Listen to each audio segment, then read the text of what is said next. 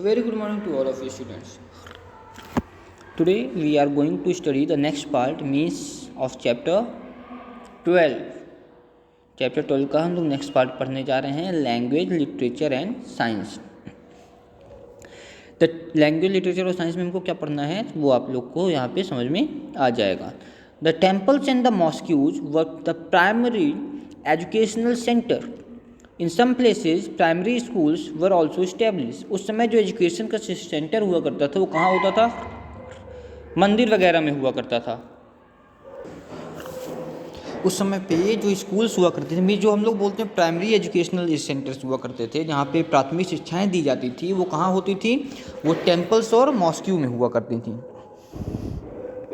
In some places primary schools were also establish. कुछ places में primary schools को भी बनाया गया था या इस्टेब्लिश किया गया था। सभी जगह प्राइमरी स्कूल नहीं हुआ करती थी। जो प्राथमिक शिक्षा होती थी वो कहाँ मिलती थी हमें? टेम्पल्स और मॉस्क्यूज में। There were provisions for higher education like toll, colleges को टोल कहा जाता था, and मदारसस। तो ये जो उस समय जो हायर एजुकेशन की जो पॉलिसी हुआ करती थी या प्रोविजन थे कि हायर एजुकेशन आपको कहाँ पे मिलेगी, कहाँ पे ले सकते हो, तो कॉलेजेस हुआ करते थे, इसे टोल कहा जाता था। और मदारसस हुआ करते थे जहाँ पे हमको हायर एजुकेशन के बारे में या हायर एजुकेशन लेवल की एजुकेशन हम लोग ऐसा बोल सकते हैं कि जो हायर एजुकेशन को हम लोग क्या बोल सकते हैं? हायर लेवल की जो एजुकेशन थी। जैसे आप लोग बोलिए कॉलेज आज करते हैं, कॉलेज जाते हैं, यूनिवर्सिटीज जाते हैं, इस लेवल की जो एजुकेशन थी वो एजुकेशन कहाँ मिलती थी? टोल और मदारसा से। The main language of the सल्तनत पीरियड वॉज पार्सियन। जो मेन लैंग्वेज थी उस समय सल्तनत पीरियड की वो कौन सी थी? पार्सियन थी। The effect of which was felt on the Indian languages and many Persian words began to be used in Indian languages. उसका इफेक्ट क्या पड़ा? जो पार्शियन लैंग्वेज हुआ करती थी उस समय मेन लैंग्वेज, तो उस पार्शियन लैंग्वेज का इफेक्ट ये था हमारी इंडियन लैंग्वेज में कि कुछ वर्ड जो पार्शियन है उसको हम लोगों ने इंडियन लैंग्वेज में भी यूज करना चालू कर दिया था। A new language Urdu develop during this period. उसी पीरियड में एक नई लैंग्वेज की डिस्कवरी हुई थी, नई लैंग्वेज बनी थी जिसका नाम क्या था? Urdu. Which was a mixture of Hindi and Persian language. Urdu कैसी लैंग्वेज है? उर्दू लैंग्वेज हिंदी और पार्शियन लैंग्वेज का मिक्सचर है। The grammar of Urdu language is similar to Hindi. जो उर्दू लैंग्वेज की ग्रामर होती है वो किसके जैसे है? सेम टू सेम हिंदी की तरह है। But it's vocabulary consist of both Persian and Hindi language. जो उसकी वोकेबलरी है वो किससे बनी हुई है? दोनों हिंदी और पार्शियन लैंग्वेज को मिलाकर बनी हुई है। During this period the regional languages flourished and excellent literary work was created. उस समय पे जो रीजनल लैंग्वेज हुआ करती थी उनकी यूज करके या उनके माध्यम से क्या किया गया था? जो लिटरेचर का वर्क था वो वर्क भी बनाया गया था। इन सम हिंदू किंगडम्स, बहुत सारी हिंदू किंगडम्स में, जैसे विजयनगर की हिंदू किंगडम थी, Sanskrit was the court language. Sanskrit को वहाँ पे कोर्ट लैंग्वेज के यूज में किया, मीन्स ऑफिशियल लैंग्वेज के रूप में यूज किया जाता था। Various Sanskrit books were translated in various Indian as well as Arabic and Persian language also. बहुत सारी संस्कृत बुक्स थी जिसको क्या किया गया था? ट्रांसलेट किया गया था। किसमें? इंडियन लैंग्वेज में, अरेबिक लैंग्वेज में और पर्शियन लैंग्वेज में। इन लैंग्वेजेज में उसको ट्रांसलेट किया गया था। With the introduction of paper का जब इंट्रोडक्शन हुआ, मीन्स पेपर जब से आ रहा, पेपर जब से बनना लगा, पहले पेपर नहीं बनते थे, फिर उसके बाद पेपर बनना चालू हुए। The oldest available text were reproduce during this period through out the country. जो पुराने टेक्स्ट हुआ करते थे, जो पुराने लिखी गई चीज़ें थी, उनको पेपर में लिखना चालू कर दिया, मीन्स उनको फिर से रिप्रोड्यूस करना चालू कर दिया गया था। The famous philosopher and the writer of this period Amir Khusro used Urdu, Persian and Hindi in his writing. He was the first Muslim writer who used Hindi extensively in his work. जो उस समय के बहुत ही फेमस फिलोसोफर थे और राइटर थे, क्या नाम था उनका? अमीर खुसरो। उन्होंने अपनी जो राइटिंग थी, जो उन्होंने लिखी थी, पोएम्स, जो भी बुक्स उन्होंने लिखी थी, उन सभी में उन्होंने क्या यूज किया था? उर्दू, पार्शियन और हिंदी। वो एक पहले ऐसे मुस्लिम राइटर थे जिन्होंने हिंदी को अपने किसी काम में यूज किया हो। The famous writers of this period and their creations are listed below. ये देखिए नीचे 5 ऐसे राइटर्स के नाम और उनके क्रिएशंस के बारे में दिया गया है, कुछ जो उस समय के फेमस राइटर हुआ करते थे। जैसे श्रीनाथ हरिविलास नाम की बुक लिखी उन्होंने। मालिक मोहम्मद जायसी, उन्होंने पद्मावत लिखी। पद्मावत के आपको पता है, अभी मूवी भी बनी है। अमीर खुसरो पहेलियाँ, मुकरियाँ, नारपाटिनल, विशाल देव रासो और खुमन रासो के बारे में लिखा। विद्यापति कपलेट्स इन मैथिली लैंग्वेज, उन्होंने मैथिली लैंग्वेज के बारे में लिखा, कपलेट्स के बारे में बताया। The couplets and the bhakti songs of Kabirdas are remarkable. उस समय जो कपलेट्स और दोहे और जो भक्ति सॉन्ग हुआ करते थे कबीरदास के, वो बहुत ज़्यादा प्रचलन में थे, ये बहुत ज़्यादा रिमार्केबल हुआ करते थे।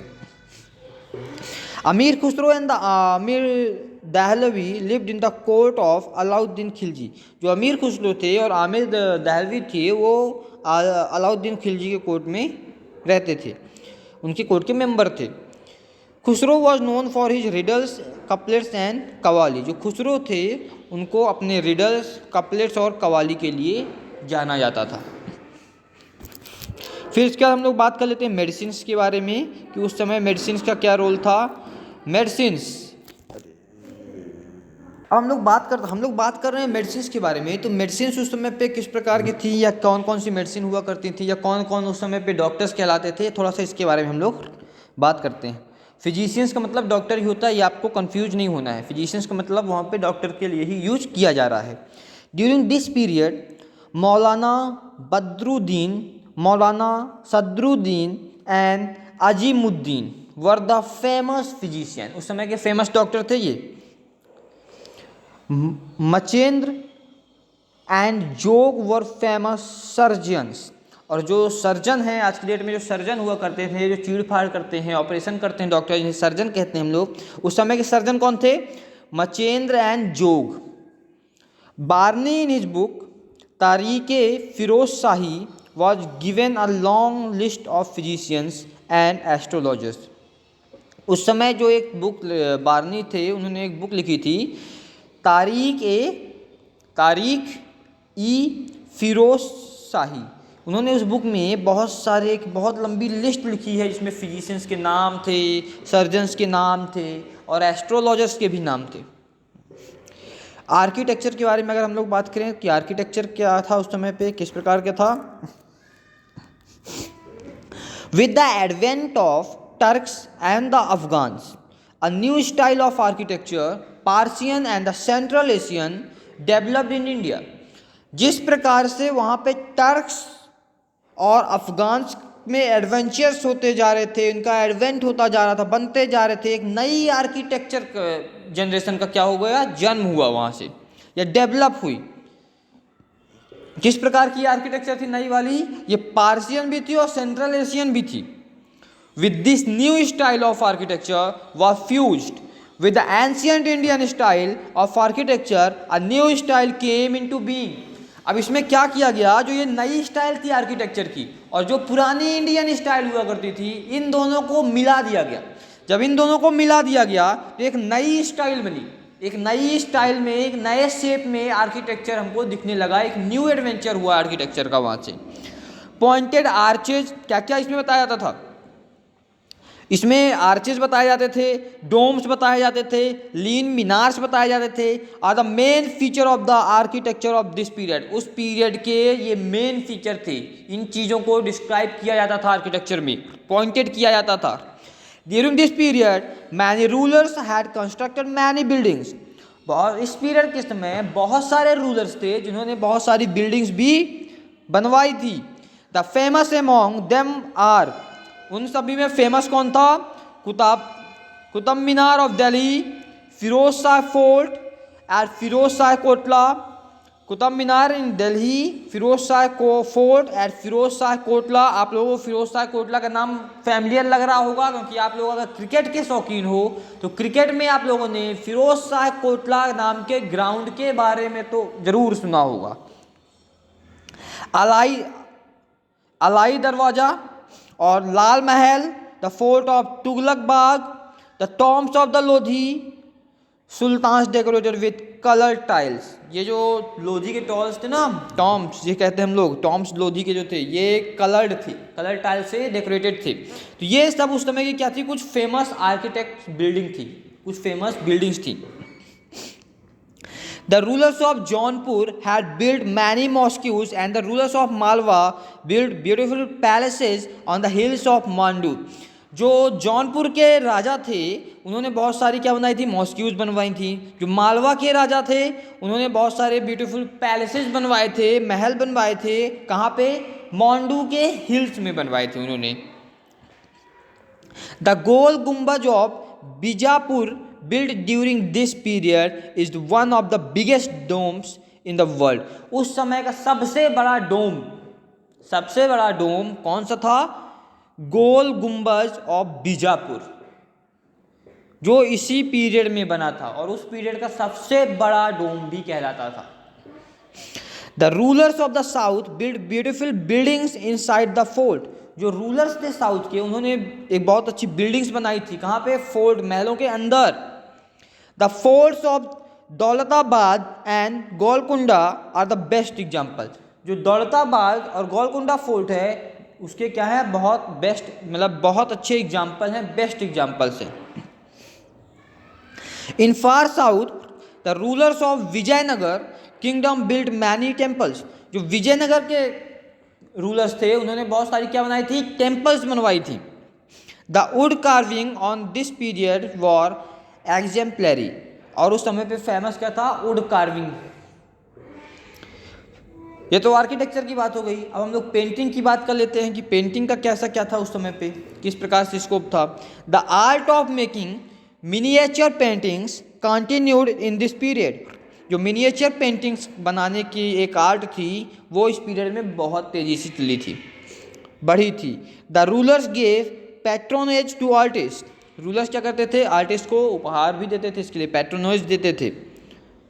These artist use to decorate the books of rulers and writers. और इन आर्टिस्ट का काम क्या होता था, ये आर्टिस्ट जो रूलर्स थे वो रूलर्स के बुक्स को लिखते थे, रूलर्स के बारे में लिखते थे। राइटर्स हुआ करते थे, उनके बारे में लिखते थे। आर्टिस्ट क्या काम करते थे, रूलर्स के बारे में, और जो उस समय के प्रसिद्ध राइटर्स हुआ करते थे उन राइटर्स के बारे में एक्सप्लेनेशन देते थे, अपनी बुक्स में लिखा करते थे या पेंटिंग्स में डिस्क्राइब किया करते थे। ये सारी चीज़ें उस समय पे बताई जाती थी। इस पार्ट में हम लोग इतना ही पढ़ेंगे। जो म्यूजिक है, रिलीजियस मूवमेंट है, भक्ति मूवमेंट है, ये सब हम लोग नेक्स्ट पार्ट में अब पढ़ेंगे। ओके स्टूडेंट्स, आशा करता हूँ कि यहाँ तक की बातें आपको समझ में आ गई होंगी। Okay, thank you so much.